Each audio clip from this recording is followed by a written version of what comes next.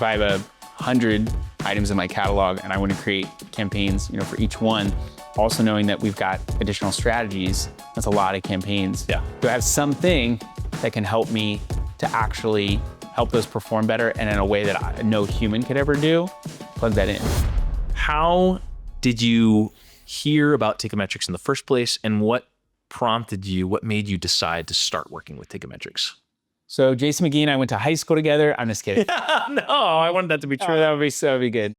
How did I first discover Teikametrics? Well, I've been around the block for a little bit. And so Teikametrics has been in the game for a while. Mm-hmm. There was really a couple of early players. It probably was just, I really don't remember specifically, but it probably was just, being at a show, mm-hmm. and or also working with people who were like, hey, we're using this ad tech. And I was like, okay, cool. Like, show me what this company does. So it was just, I think, just being around and being in the industry. And so, whatever was happening marketing wise, if it's at a show or whatever, I think that's, it was working. So how have you used Teikametrics specifically to help Cartology grow and to help the brands that you work with grow? It's two great ways. One is being able to use it as a sales tool to analyze. Super, super helpful. I think that's been a game changer to be able to say, I spend a lot of time on the recommendations I put together, so I can really, again, we're intentional about who we want to bring on. I don't want to spend a bunch of time on someone if I don't think it's worth it. But there would be some manual things that I would always do, and this has allowed me to plug in and say, I know exactly what's going on, very clear, visuals are great. Mm-hmm. So that's been super helpful. And then once they are clients, being able to create, we have to restructure campaigns all the time. New naming conventions, but also new setup structures, keep them segmented, make a lot of changes. And then we need to see a little bit of performance stabilize. Then we can start to plug in Teikametrics and say, okay, here's the place where we want to be. And we want to utilize bid adjustments to help us to, or, editing a campaign or something internally that allows you to do it from an ad tech, whereas the ad console has been super buggy.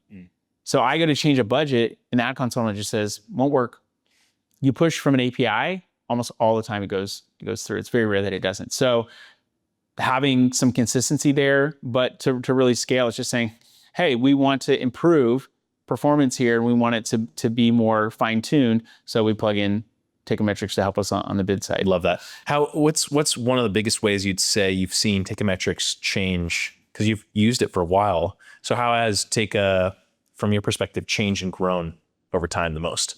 I think the biggest drawback initially for me was we now have to structure campaigns around bidding or how the system is going to handle bidding. And that's I would say exact opposite now. Like, we have a structure, we know what we want to do. We need you to plug into what we're doing to help us. And that makes the tech so much easier to do. So again, what's our process?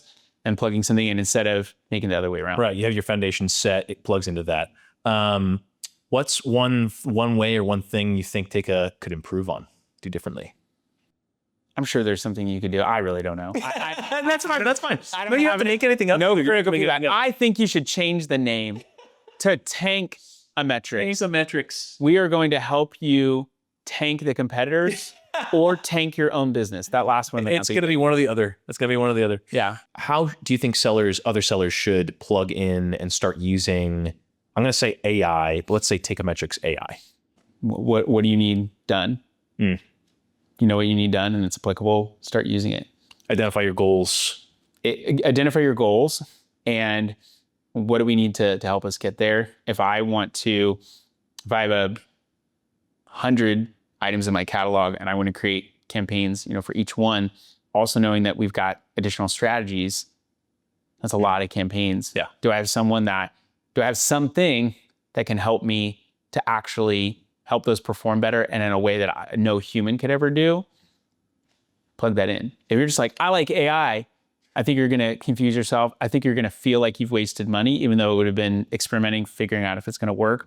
But I think you need to, there's nothing wrong with taking some time to better understand what you actually want to do. And I think the time that you would spend trying to implement something, because you feel like I'm wasting time because I have to create a process, I have to do all this stuff.